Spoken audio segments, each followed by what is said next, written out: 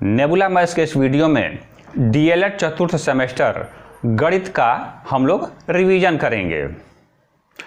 आपका कोर्स समाप्त हो चुका है और परीक्षा भी नज़दीक आ चुकी है। रिवीजन का ये पहला वीडियो है और इस तरह के बहुत सारे वीडियो परीक्षा के पहले आएंगे। इस पहले वीडियो में कुल 12 प्रश्न होंगे जो बहुविकल्पी या अतिलघुत्तरी टाइप के हैं। और तो जैसा कि आप देख रहे हैं बोर्ड पे पहला सवाल दिया गया है जो कह रहा है कि किसी संख्या के वर्गमूल में केवल 2 अंक हैं तो वह संख्या कितने अंकों की है। इस तरह का एक सवाल पिछली वाली परीक्षा में आ चुका है, तो आप लोग इसका उत्तर बताइए। इस प्रश्न का मतलब यह है कि किसी संख्या का वर्गमूल निकाला गया और वर्गमूल 2 अंकों का आया तो मूल संख्या कितने अंकों की रही होगी। हाँ, बिल्कुल आपने सही उत्तर दिया है। वह मूल संख्या 3 या 4 अंकों की होगी। पूरे कॉन्सेप्ट को वर्गमूल वाले वीडियो में मैंने आपको बताया था और आपने गौर किया होगा कि पिछली परीक्षा में इस तरह का जो प्रश्न आया हुआ था वो नेबुला मैथ्स के वीडियो का सेम टू सेम प्रश्न था। उस सवाल का एक भी अंक इधर उधर नहीं हुआ था। दूसरा सवाल है, वर्ग समीकरण x² + 7x + 10 = 0 का हल है। ये बहुविकल्पी टाइप प्रश्न है। आपके सामने 4 विकल्प दिए गए हैं, सही विकल्प का आपको चयन करना है। करिए। इस सवाल में हो सकता है कि कागज कलम की जरूरत पड़े। इसका सही विकल्प डी है, x बराबर -2 और -5। वर्ग समीकरण को हल करने की विधि आपको बताई गई है। आप चाहें तो गुणनखंड विधि या श्रीधराचार्य के सूत्र से लगा सकते हैं। एक दूसरा तरीका यह भी है कि x की जगह पे इन मानों को बारी बारी से रख के समीकरण को चेक कर सकते हैं कि किस मान से समीकरण संतुष्ट हो रहा है, वही सही उत्तर होगा। तीसरा सवाल अतिलघुत्तरी टाइप है जो वर्ग समीकरण पर ही आधारित है। वर्ग समीकरण ax² + bx + c = 0 का विविक्त कर लिखिए। बड़ा ही आसान है। आप जानते हैं कि विविक्त कर क्या होता है। बिल्कुल सही। विविक्त कर को d से प्रदर्शित करते हैं और इसकी वैल्यू होती है b² - 4ac। आपको मालूम है कि विविक्त कर का इस्तेमाल श्रीधराचार्य के सूत्र में किया जाता है और इसकी सहायता से समीकरण के मूलों के लक्षण ज्ञात किए जाते हैं कि किसी वर्ग समीकरण के मूल किस प्रकार के होंगे। अच्छा, यहीं पर थोड़ा आप बता दें कि किसी वर्ग समीकरण के कुल कितने मूल हो सकते हैं। हाँ, बिल्कुल सही आपने बताया। वर्ग समीकरण के कुल 2 मूल होते हैं। चौथा सवाल चित्र पर आधारित है। आपके सामने एक वृत्त दिया गया है जिसमें O वृत्त का केंद्र है और कोण PQR 100 अंश का दिया गया है। तो पूछा जा रहा है कि कोण OPR ये वाला कितने अंश का है, बताइए। ये मौखिक सवाल है, आपको कॉपी कलम की जरूरत नहीं पड़नी चाहिए। बिल्कुल सही बताया आपने। इसका उत्तर है 10 अंश। कोण PQR 100 अंश का दिया है, इसलिए केंद्र पर बना कोण POR 200 अंश का हो जाएगा, क्योंकि किसी चाप द्वारा केंद्र पर बना कोण उसी चाप द्वारा वृत्त पर बने कोण का 2 गुना होता है। अब इतना कोण 200 अंश का हो गया और पूरा एक चक्कर लगाने पर 360 अंश का होता है, इसलिए इस साइड का कोण हुआ 160 अंश का, ये वाला। चूंकि त्रिभुज के तीनों अंतः कोणों का योग 180 अंश होता है, इसलिए त्रिभुज POR में ये अकेला 160 अंश का हो गया। तो बाकी ये जो दो कोण हुए इनका योग होगा 20 अंश। त्रिभुज POR में भुजा OP और OR बराबर हैं क्योंकि ये वृत्त की त्रिज्याएं हैं। और जैसा कि जानते हैं कि त्रिभुज में बराबर भुजाओं के सामने के कोण भी बराबर होते हैं, इसलिए ये दोनों कोण आपस में बराबर होंगे। इनका योग 20 अंश है, इसलिए दोनों ही कोण 10-10 अंश के होंगे।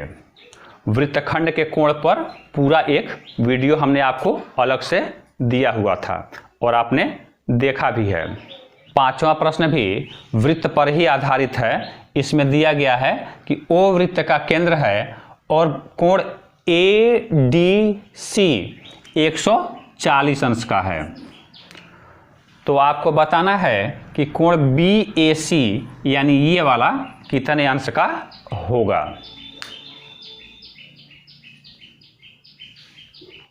बिल्कुल सही बताया आपने, ये कोण जो है 50 अंश का होगा। जैसा कि आप देख रहे हैं कि इस चित्र में चतुर्भुज ADCB एक चक्रीय चतुर्भुज है और चक्रीय चतुर्भुज के आमने सामने के कोणों का योग 180 अंश होता है। चूंकि कोण D 140 अंश का है, इसलिए इसके सामने का कोण B 40 अंश का होगा और साथ ही कोण ACB 90 अंश का होगा क्योंकि यह एक अर्धवृत्त का कोण है। यह पूरा कॉन्सेप्ट आपको पहले के वीडियो में समझाया जा चुका है। त्रिभुज ACB में एक कोण 90 अंश का हो गया, दूसरा 40 अंश का हो गया, तो तीसरा वाला 50 अंश का होगा क्योंकि तीनों कोणों का योग 180 अंश होना चाहिए। जो लोग भी इस चैनल से नए जुड़े हुए हैं उनको मैं बता दूं कि चतुर्थ सेमेस्टर के गणित के सारे वीडियो प्लेलिस्ट में मौजूद हैं। उसका लिंक डिस्क्रिप्शन बॉक्स और कमेंट बॉक्स में दिया गया है, अच्छे से रिवीजन कर लीजिएगा। कहीं कोई दिक्कत आती है तो कमेंट बॉक्स में ज़रूर बता दीजिएगा। छठा सवाल त्रिकोणमिति पर आधारित है और इस तरह का सवाल कई बार बहुविकल्पी में पूछा जा चुका है। उत्तर बताइए, बड़ा आसान है। बिल्कुल सही, इसको हल करने में बिल्कुल आपको टाइम नहीं लगना चाहिए। इस तरह के प्रश्नों का उत्तर हमेशा 1 आता है। ऐसे प्रश्नों की खासियत ये है कि ये अंश और हर में जो कोण दिए गए हैं उनका योग 90 अंश होता है। इस तरह के सवाल में इस फार्मूले का इस्तेमाल होता है, sin 90 माइनस थीटा बराबर cos थीटा। यहाँ sin थीटा और cos थीटा की जगह पे tan थीटा और cot थीटा या sec थीटा और cosec थीटा भी दे सकता है। sin थीटा के साथ cos थीटा का, tan थीटा के साथ cot थीटा का और sec थीटा के साथ cosec थीटा का जोड़ा बनता है। रिवीजन का 7वां सवाल युगपत समीकरण पर आधारित है। पूछा जा रहा है कि समीकरण a1x plus b1y plus c1 बराबर 0 और a2x plus b2y plus c2 बराबर 0, इन दोनों का अद्वितीय हल होने की शर्त लिखिए। जब दो रेखीय समीकरण एक साथ दिए रहते हैं तो उनका कोई यूनिक हल निकलेगा, इसके लिए एक खास शर्त है, उसको आपको लिखना है। ये प्रश्न कॉन्सेप्ट पर आधारित है और बहुविकल्पी में आ सकता है। बिल्कुल सही, इन दोनों समीकरणों का यूनिक हल होने के लिए a1 और a2 का अनुपात b1 और b2 के अनुपात के बराबर नहीं होना चाहिए। युगपत समीकरण के वीडियो में आपको विस्तार से बताया गया है कि इस पर कम से कम 1 नंबर या 2 नंबर का एक सवाल जरूर आता है। पर कम से कम 6 तरह के प्रश्न बनते हैं। संख्या पर आधारित, आयु पर आधारित, प्रतिशत पर, अनुपात पर, ज्यामिति पर और भिन्न पर। तो इस चैप्टर का अभ्यास विस्तार से कर लीजिएगा। 8वां सवाल है कि एक सिक्का 1000 बार उछाला गया और यह पाया गया कि 455 बार चित आया। चित का मतलब शीर्ष या हेड होता है। तो यह बताना है कि पट आने का प्रतिशत कितना है। किसी सवाल में सिक्का या पासा शब्द देखते ही यह लगता है कि यह प्रायिकता का सवाल है, लेकिन इस सवाल में प्रायिकता नहीं, प्रतिशत निकालना है। सवाल प्रायिकता के चैप्टर का ही है। बताइए उत्तर। इस तरह का सवाल पिछली बार आया था। बिल्कुल सही। चूंकि चित आया है 455 बार, इसलिए पट आएगा 1000 माइनस 455 बराबर 545 बार। प्रतिशत निकालने के लिए 545 ऊपर, और चूंकि टोटल 1000 बार सिक्का फेंका गया है और उसमें गुणा कर देंगे 100 का और प्रतिशत का निशान लगा देंगे। 2 जीरो से 2 जीरो कट जाएगा और उत्तर आ जाएगा 54.5%। प्रतिशत निकालने की वही विधि है जो आप किसी परीक्षा में अपने प्राप्तांकों का प्रतिशत निकालने में इस्तेमाल करते हैं। प्राप्तांक बटा पूर्णांक गुणे 100। चलिए अगला सवाल प्रायिकता पर ही ले लेते हैं। 9वां सवाल है, 2 पासों को एक साथ फेंकने पर कुल कितनी समसंभावी घटनाएं होंगी। नेबुला मैथ्स पे प्रायिकता के कुल 4 वीडियो हैं और उनमें सिक्का और पासा पर आधारित प्रायिकता के पूरे कॉन्सेप्ट और सवाल को डिटेल में समझाया गया है। ये मौखिक सवाल है जिसका उत्तर आपको 1 सेकेंड में आ जाना चाहिए। उत्तर है 36। बिल्कुल सही बताया आपने। अच्छा ये बताइए कि किसी यादृच्छिक प्रयोग में सभी समसंभावी घटनाओं के समुच्चय को क्या कहते हैं। ये आपके लिए प्रश्न है। प्रायिकता के वीडियो में कई बार इस बात को बताया गया है। आइए अगला सवाल देखते हैं। 10वां सवाल माध्यिका पर आधारित है।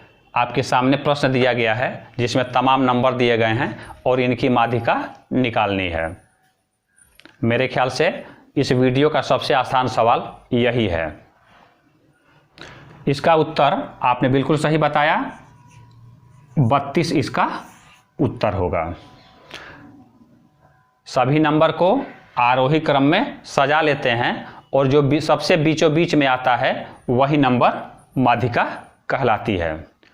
पिछले 2-3 बार से माध्यिका पर 2 नंबर का सवाल भी आ रहा है, इसलिए माध्यिका के वीडियो को ध्यान से देख लीजिएगा और उसमें संचयी बारंबारता किस तरह से निकालते हैं इसको जरूर समझ लीजिएगा।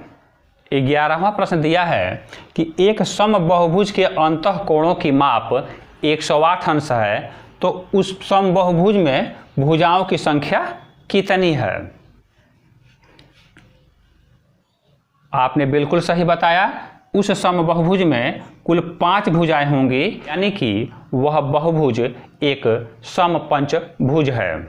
समबाहुभुज का मतलब है कि ऐसा बहुभुज जिसमें सारी भुजाएं आपस में बराबर हैं।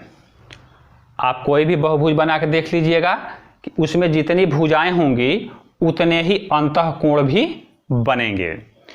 किसी समबाहुभुज के सभी अंतःकोणों के योग का फार्मूला होता है 2n-4 गुणे 90 अंश, जहां n भुजाओं की संख्या है।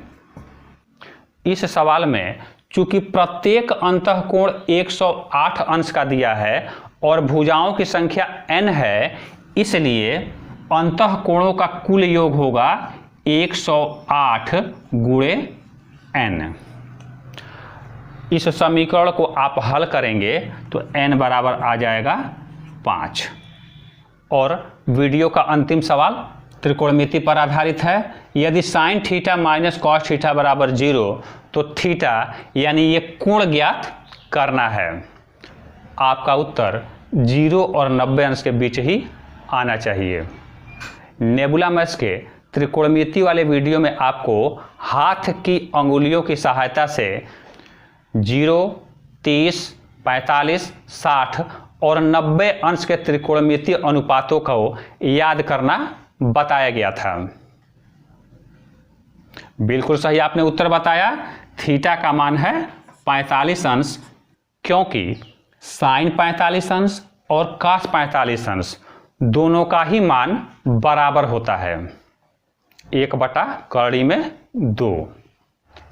यदि आपको त्रिकोणमितीय अनुपात याद नहीं हो पाते हैं तो हाथ की अंगुलियों वाला वीडियो जरूर देख लीजिएगा। तो इस रिवीजन वीडियो के 12 प्रश्नों के माध्यम से आपको समझ में आ गया होगा कि आपकी तैयारी का स्तर क्या है। मिलेंगे रिवीजन के अगले वीडियो में, तब तक के लिए बहुत बहुत धन्यवाद।